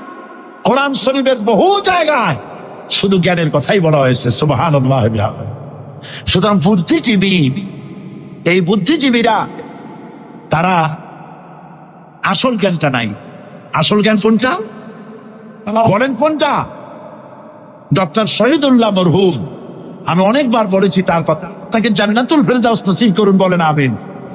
ডক্টর শহীদুল্লাহ মরহুম বলতেন তার লোকদেরকে যে তোমরা বিদেশ থেকে অনেক ডিগ্রি নামের আগে আনতে পারো, তোমরা পণ্ডিত, একথা আমি স্বীকার করি, কিন্তু কোরআন শরীফের জ্ঞান যদি না থাকে তাহলে পণ্ডিতের আগে আর একটা শব্দ বসবে, মূর্খ পণ্ডিত। কোরআনের জ্ঞান পাণ্ডিত্যকে পরিপূর্ণ করে দেয়, কারণ ওয়ামা উতীতুম মিনাল ইলমি ইল্লা কালিলা। সুবহানাল্লাহ। আল্লাহ পাক বলছেন, তোমাদেরকে সামান্যতম জ্ঞান দান করেছি। কতটুকু জ্ঞান? কতটুকু? সামান্যতম জ্ঞান দান করেছি। সুতরাং আল্লাহ পাক কোরআনের মধ্যে তার নিজের পরিচয় ছোট্ট একটি সূরার মধ্যে ব্যাপক আকারে বলে দিয়েছেন। কি? কুল হুয়াল্লাহু আহাদ।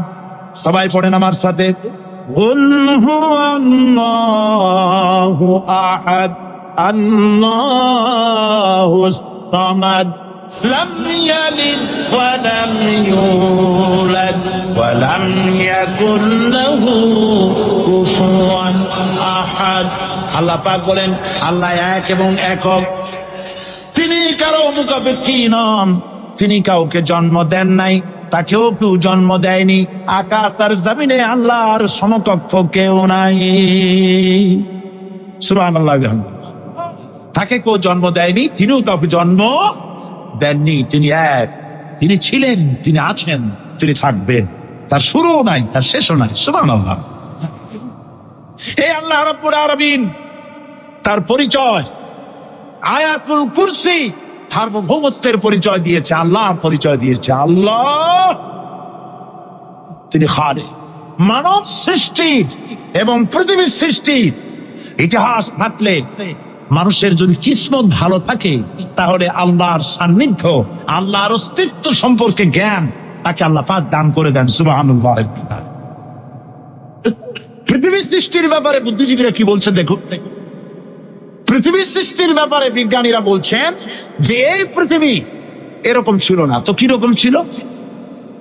এইটা সূর্যের পাশ থেকে একটা উজ্জ্বল শক্তিশালী জ্যোতিষ্ক দারুণ ফোর্স নিয়ে যাচ্ছিল। সেই ফোর্স সহ্য করতে না পেরে সূর্যের একটি দুর্বলতম অংশ সূর্য থেকে ছিটকে মহাশূন্যে পড়ে গেল, আর ঘুরতে ঘুরতে এই পৃথিবীর অস্তিত্ব লাভ করল। বিজ্ঞানের এই কথা যদি বিশ্বাস করতে হয়, তাহলে আমাকে বলতে হয় এখন তো মানুষেরা আর পৃথিবীতে ধরছে না, ঠিক কিনা? কথা বলছেন না? মানুষ পৃথিবীতে এখন ধরতেছে, বিভিন্ন দেশ খালি বলতেছে মানুষ কমাও, সন্তান কমাও, বিভিন্ন পদ্ধতি গ্রহণ করো, আর মানুষ বাড়াইও না। আল্লাহ পাক বলছেন আল্লাহু লা ইলাহা ইল্লা হুয়াল হাইয়ুল কাইয়্যুম। আল্লাহ হচ্ছেন তিনি, যিনি ছাড়া কোনো ইলাহ নাই। লা ইলাহা ইল্লাহু, তিনি ছাড়া কোনো ইলাহ নাই, সার্বভৌমত্বের মালিক কেউ নাই।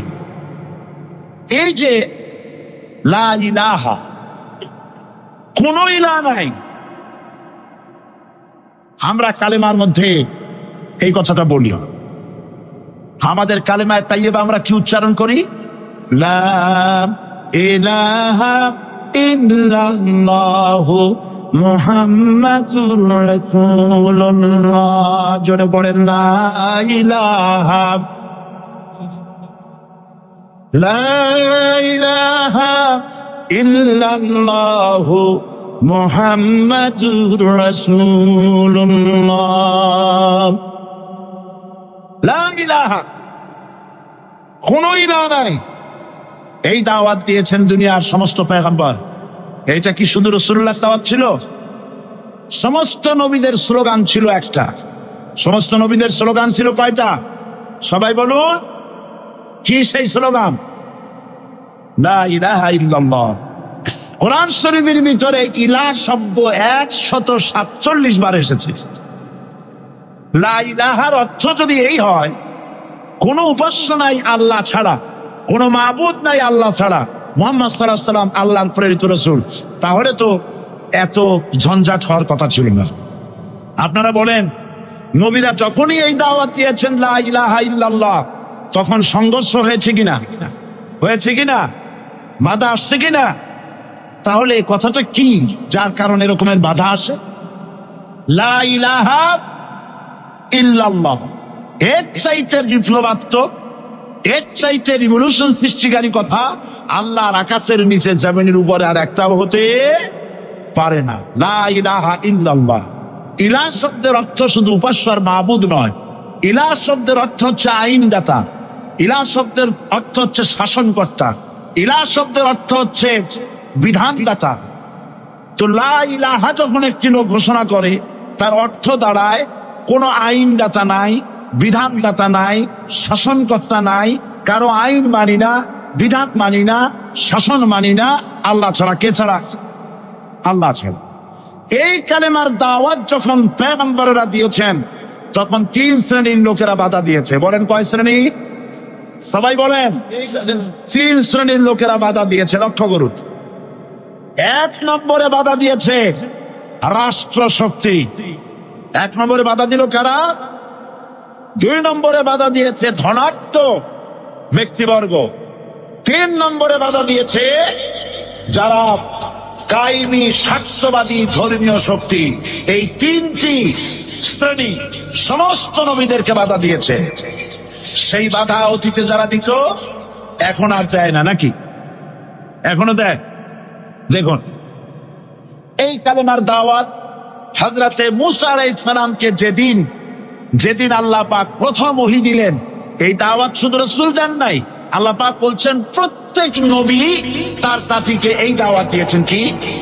আল্লাহ রাব্বুল আলামিন বলেন সকল নবী তার কওমকে বলে দাওয়াত দিয়েছেন, ইয়া কওমি ইবুদুল্লাহ মা লাকুম মিন ইলাহিন গায়রু। হে সম্প্রদায়, আল্লাহ ছাড়া কোন ইলাহ নাই, তার ইবাদত করো, তারই দাসত্ব করো, তার গোলামি করো। আল্লাহ পাক মূসা আলাইহিস সালামকে যখন নবুয়াত দিলেন, প্রথম যে ওহী এলো, প্রথম ওহীটাই ছিল ইন্নানি আনাল্লাহ লা ইলাহা ইল্লা আনা ফা'বুদনি ওয়া আকিমিস সালাতা লিযিকরি। নিশ্চয়ই আমি আল্লাহ, আমি ছাড়া কোন ইলাহ নাই, আইনদাতা নাই, বিধানদাতা নাই, সুতরাং আমার দাসত্ব করো এবং আমার শরণার্থী নামাজকে প্রতিষ্ঠা করো। মূসা আলাইহিস সালামকে আল্লাহ পাক ওহী দিয়ে তাকে পাঠালেন। কোথায় পাঠালেন? আল্লাহ পাক বলেন, ইযহাব ইলা ফিরআউনা ইন্নাহু তাগা। গোটা কওম নাফরমান, আল্লাহর আইন কেউ মানছে না। গোটা কওমের কাছে না খাইয়া আল্লাহ পাক সর্বপ্রথম মূসা আলাইহিস সালামকে দাওয়াত নিয়ে কার কাছে পাঠালেন? ফেরাউনের কাছে। কারণ ফেরাউন হচ্ছে রাষ্ট্রশাসক। ফেরাউন কি? রাষ্ট্রশাসক। হযরতে মূসা আলাইহিস সালাম ফেরাউনের কাছে গেলেন, আর দাওয়াত দিলেন, ফেরাউন পড়ে নাও লা ইলাহা ইল্লাল্লাহ। একটি কথা আপনাদের মনে রাখতে হবে, দুনিয়ার কোন ফেরাউন, কোন নমরুদ, কোন সাদ্দাত, কোন হামান কেউ বলে নাই যে আমি আল্লাহ, আমি রাজ্জাক, আমি খালেক, আমি পৃথিবী সৃষ্টি করেছি। কথা কেউ বলেছে? কেউ বলে নেই। কি বলেছে তারা? ফেরাউন বলেছে মা আলিমতু লাকুম মিন ইলাহিন গায়রি, আমি তো জানি না আমি ছাড়া আরো কোনো ইলাহ আছে, এ কথা আমার জানা নাই, সুতরাং আমি হচ্ছি ইলাহ, আর তুমি বলছো লা ইলাহা। তার মানে হচ্ছে ওই সময় পয়গম্বরেরা, আল্লাহর নবীর সাহাবীরা, তারা জানতেন যে আমরা কিসের দাওয়াত দেই, আর যারা শুনতো তারাও বুঝতো কিসের দাওয়াত শুনতেছি। আজ আমার দেশে একই কালেমার দাওয়াত দেওয়া হয়, কিন্তু মানুষেরা বুঝতে পারে না কি শুনতেছি। ভাষা জানার ব্যাপারে, বোঝার ব্যাপারে হলো আসল বিষয়। এটা বুঝাতে গিয়ে আমি মাঝে মধ্যে একটা দৃষ্টান্ত দেই এভাবে। একজনের একটা রেশনের দোকান ছিল, সেই দোকানে তার একটা ময়না পাখি ছিল। আর ময়না পাখিকে কথা শেখানো যায় সেটা তো আপনারা জানেন। জি, ময়নাকে শিখাইছে যে লাইন করুন, এক এক করে আসুন। ময়না এই কথা শিখেছে। সকালবেলায় যখন রেশনের দোকানে ভিড় পড়ে গেছে, তখন ওই পাখি খাঁচার মধ্যে বসে বলছে লাইন করুন, এক এক করে আসুন। একদিন খাঁচার দরজা খোলা পেয়ে পাখি উড়ে গিয়ে গাছের ডালে বসেছে। আশেপাশে যত পাখি ছিল তারা চিন্তা করলো এইরকম পাখি তো কখনো দেখি নেই। ময়না তো দেখতে কাকের মতো না, শালিকের মতো না, দেখতে একটা ভিন্ন রকম। ওরা এসে চতুর্দিক থেকে এই নবান্ত, এই যে নতুন এসেছে, ওরে ঠোকরানো শুরু করেছে চতুর্দিক থেকে। ঠোকরানি খেয়ে ময়না বলতেছে লাইন করুন, এক এক করে আসুন। এখন ময়না তো বোঝে না যে কি বলতেছি, আর যে পাখিরা ঠোকরাচ্ছে তারাও তো বোঝে না যে কি শুনতেছি। ময়না যদি বুঝতো যে আমি কি বলি, সবাই মিলে ঠোকরায়, তাই দান পাচ্ছে না। লাইন করে ঠোকরায়নি তো কলজে যাবে, ঠপ ফড়ে রোডে চলে বুঝে নাই। আমাদের অবস্থা তাই হয়েছে। সুতরাং এই কালেমার দাওয়াত যখন হযরতে মুসা আলাইহিস সালাম দিলেন। ফিরআউন বলল, আমি তো জানি না যে আমি ছাড়া আরো কোন ইলাহ আছে, আইনদাতা তো আমি, তুমি নতুন কোথা থেকে আইনদাতা নিয়ে আসছো? ফিরআউন বলছে, দেখো আমারে বাদ দিয়া যদি অন্য কাউকে ইলাহ বলে তুমি মানো আর সেই শিক্ষা তুমি যে জাতিকে দাও, তাহলে আমি তোমাকে ধরে লাআজআলান্নাকা মিনাল মাসজুনিন, আমি তোমাকে কারারুদ্ধ করব, আমি তোমাকে জেলখানায় ঢুকিয়ে দেব। রাষ্ট্রশক্তি প্রথম বাধা দিল কারা? বলেন সবাই। সেই বাধা কি ওখানে শেষ হয়েছে না এখনো আছে? আছে কিনা জোরে বলেন। আমি তোমাকে জেলখানায় ঢুকাবো। হযরতে মুসা আলাইহিস সালাম বলেন, ফিরআউন জেলের ভয় আমি করি না, আমার কি জেলের ভয় দেখায় লাভ নাই, আমি আল্লাহ পাকের পয়গম্বর হযরতে মুসা আলাইহিস সালাম। ফিরআউনের দরবার আছে, লোক লস্কর আছে, তার অস্ত্রের অভাব নাই। আল্লাহ রাব্বুল আলামিন মুসা আলাইহিস সালামের কাছে একটা অস্ত্র দিয়া দিলেন। দিছিলেন কিনা? আল্লাহ পাক হযরত মুসাকে বলেছেন, ওয়া মা তিলকা বিয়ামিনিকা ইয়া মুসা, মুসা রে তোমার হাতে ওটা কি? মুসা আলাইহিস সালাম বললেন, এটা লাঠি। আল্লাহ পাক বললেন, ফেলে দাও লাঠি। লাঠি ফালায় দিলেন। কি হয়ে গেল? ইয়া আইয়াতুন তাসআ, লাঠি হয়ে গেল। এখন লাঠি পড়ে সাপ হয়ে গেল। সাপ দেখে নবী হোক, ওলি হোক, সাবি হোক আর আলেম হোক, সাপ দেখলে ভয় করে না মানুষের? মুসা আলাইহিস সালাম ভয় পেয়েছে। আল্লাহ রাব্বুল আলামিন হযরত মুসাকে শোনায় দিলেন, খুযহা ওয়া লা তাখাফ সানুঈদুহা সিরাতাল উলা,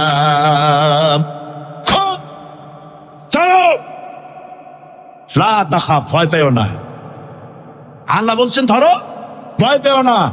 ধরার সঙ্গে সঙ্গে স্বাভাবিক অবস্থায় ফিরে আসবে, আবার লাঠি হয়ে যাবে।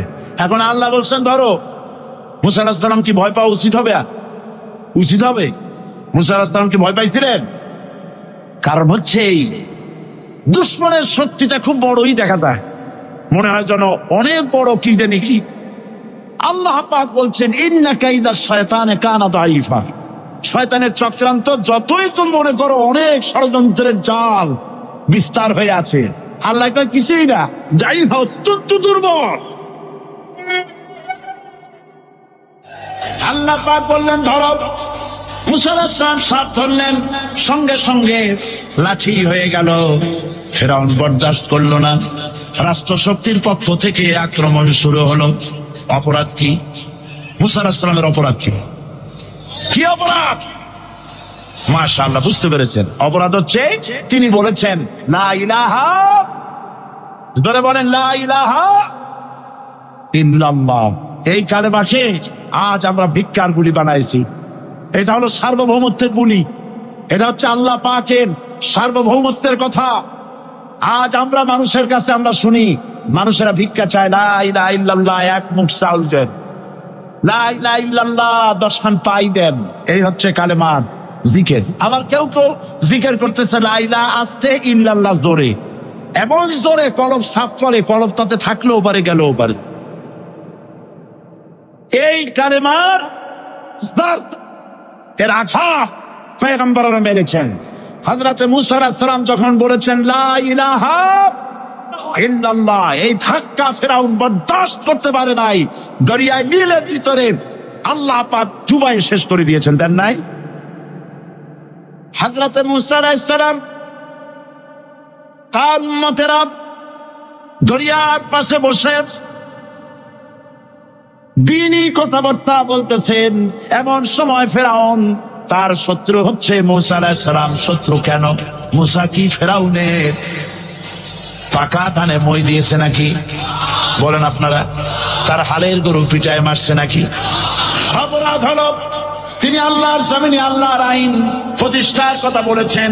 এই শুধুমাত্র এই অপরাধে ফিরআউন তার দলবল নিয়ে 3 দিক থেকে আক্রমণ করেছে। মুসা আলাইহিস সালামের উম্মতেরা ভয় পেয়ে গেছেন। তারা বলছেন ইন্না লামুদরাকুন,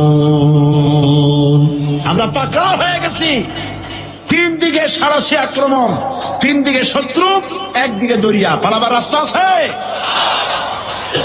হযরত মুসা আলাইহিস সালাম ভয় পেয়ে গেলেন, সারেন্ডার করলেন না।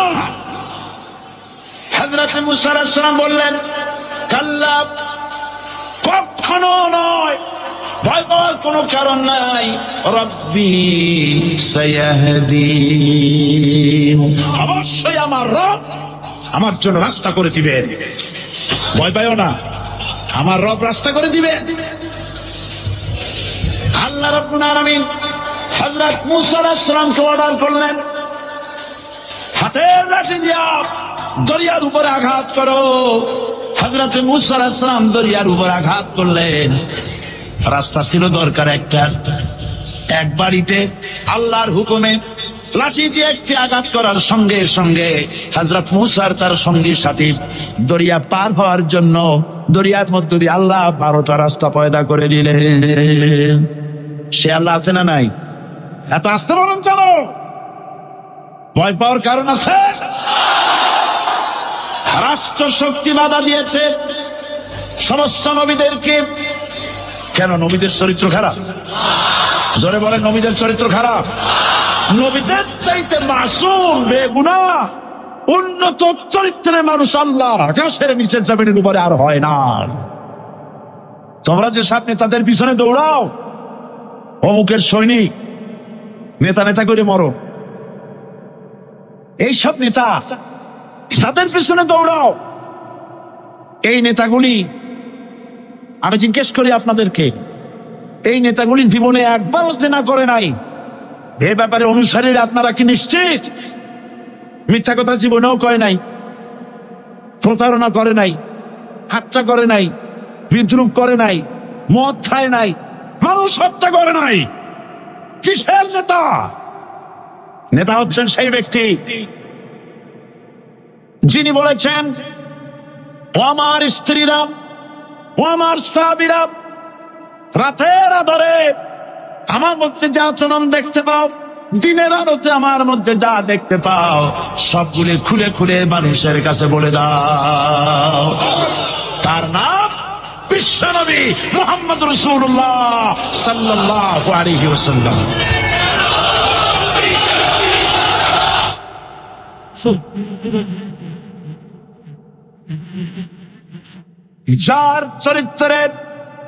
যার চরিত্রের সার্টিফিকেট আল্লাহ রাব্বুল আলামিন নিজে দিচ্ছেন, ওয়া ইন্নাকা লাআলা খুলুকিন আযীম। নবী হে, উন্নত চরিত্রের উপরে আপনি প্রতিষ্ঠিত। সুবহানাল্লাহ। কে সার্টিফিকেট দিচ্ছেন? আযীম, আযীম। আরবিতে চওড়াকে বলা হয় আরিফ, গভীরতাকে বলা হয় আমিক। কত প্রশস্ত, যা মাপার কোনো ফিতা নাই, কত গভীর, যা মাপার কোনো যন্ত্র নাই, এইটাকে আরবিতে বলা হয় আযীম। সুবহানাল্লাহ বলতে ইচ্ছে করে না? ও নবী, তোমার চরিত্র এমন যা মাপার মতো যন্ত্র পৃথিবীতে নাই। লা ইলাহা ইল্লাল্লাহ, পড়েন সবাই, লা ইলাহা ইল্লাল্লাহ। আপনিও যদি নবীদের মতো, সাহাবীদের মতো বুঝা এই কলেমার দাওয়াত দেন, বাধা আসবেই। বোঝাবুঝির ব্যাপার, বুঝলেই সারলো। কত মাহফিল হয় বাংলাদেশে, হয় না? কোনো বাধা নাই, ঠিক কিনা? কত পূজা হয়, পার্বণ হয়, গান হয়, থিয়েটার হয়, গুণগার বিভিন্ন গান হয়, কত কিছু হয়। কোনো বাধা আছে? তাফসীরের মাহফিলে বাধা। কারণ তারা বুঝতে পেরেছে এ তাফসীরের মাহফিলে গাজীর গীত হয় না, এ তাফসীরের মাহফিলে আল্লাহ সার্বভৌমত্ব কায়েমের আন্দোলন চলে।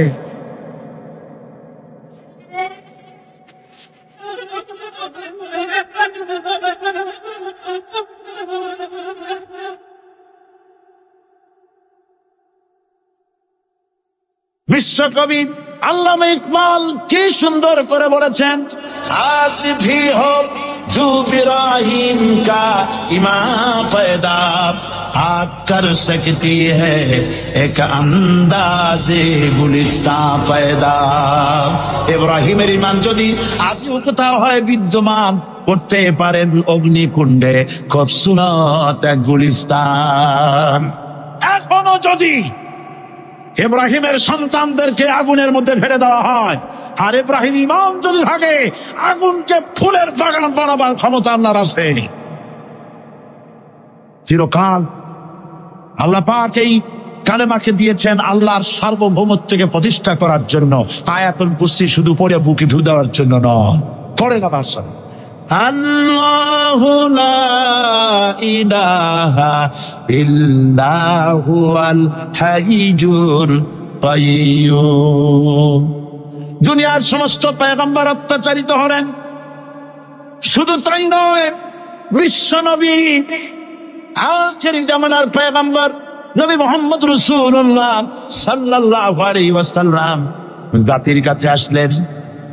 তিনি এসে বললেন, ইয়া আইয়ুহান নাস কুলু লা ইলাহা ইল্লাল্লাহ। প্রথম দাওয়াত, প্রথম দাওয়াত।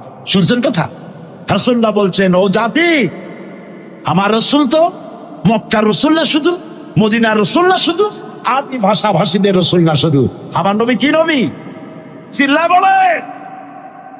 তাই তিনি বলেছেন, ও বিশ্বের মানবতা, বিশ্বের মানব গোষ্ঠী, যদি মুক্তি পেতে চাও, নাজাত পেতে চাও, উচ্চারণ করো, বিশ্বাস করো, আমল করো, বলো লা ইলাহা ইল্লাল্লাহ। জোরে পড়েন, লা ইলাহা ইল্লাল্লাহ, লা ইলাহা ইল্লাল্লাহু মুহাম্মাদুর রাসূলুল্লাহ। কোরআনে কারীমের ভিতরে আয়াতুল কুরসির মধ্যে বলে দিয়েছেন, আল্লাহু লা ইলাহা ইল্লা হুয়াল হাইয়ুল কাইয়্যুম। প্রাণ খুলে সবাই পড়েন, বসা মানুষ দাঁড়ানো মানুষ।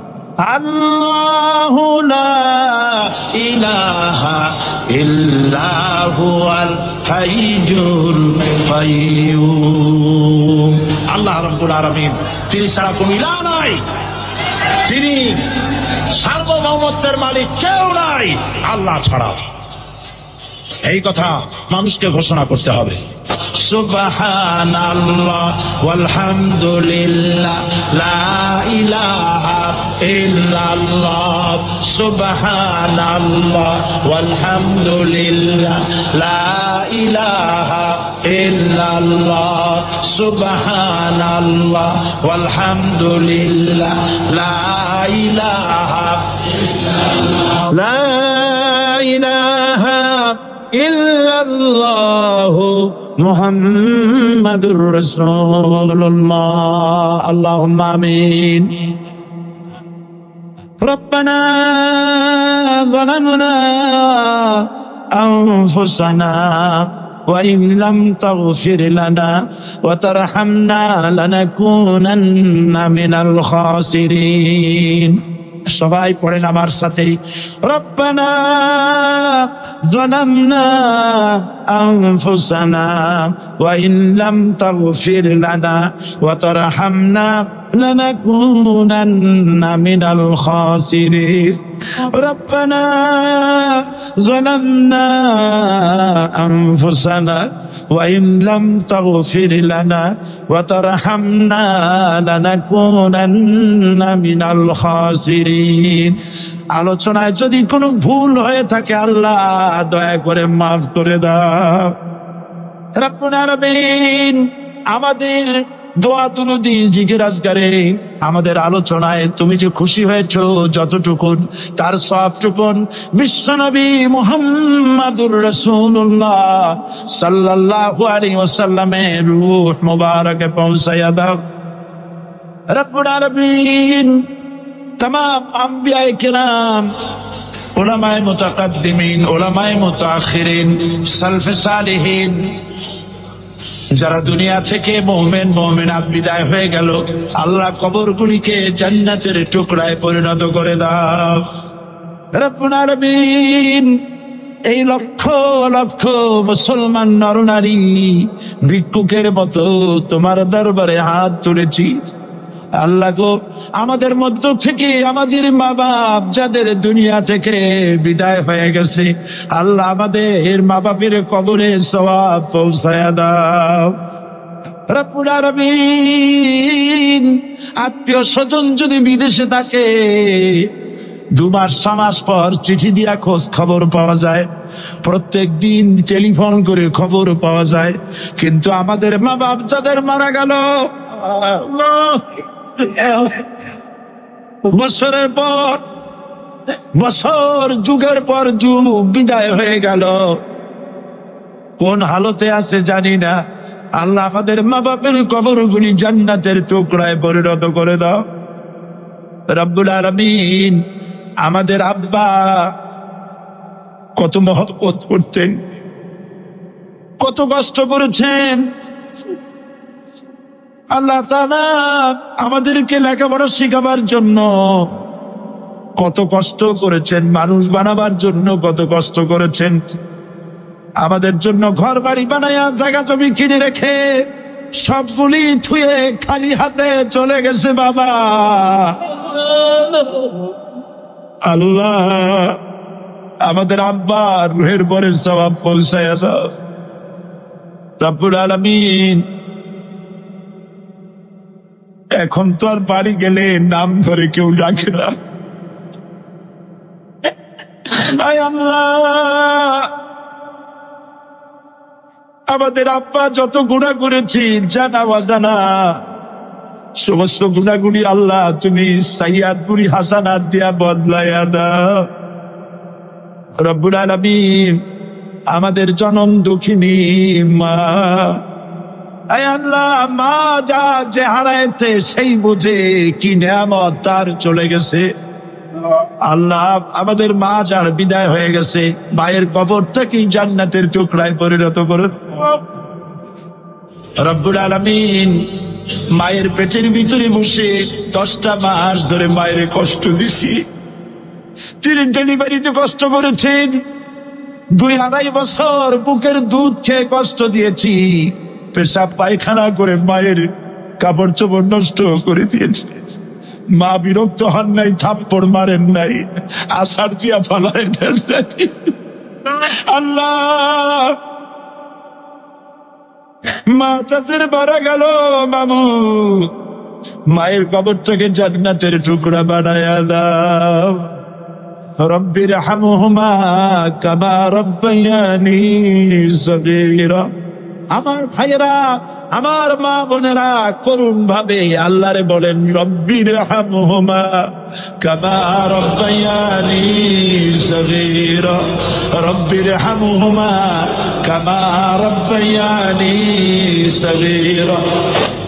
রব্বানা তাকাব্বাল মিন্না ইন্নাকা আনতাস সামিউল আলিম ওয়া তুব আলাইনা ইন্নাকা আনতাত তাওয়াবুর রহিম।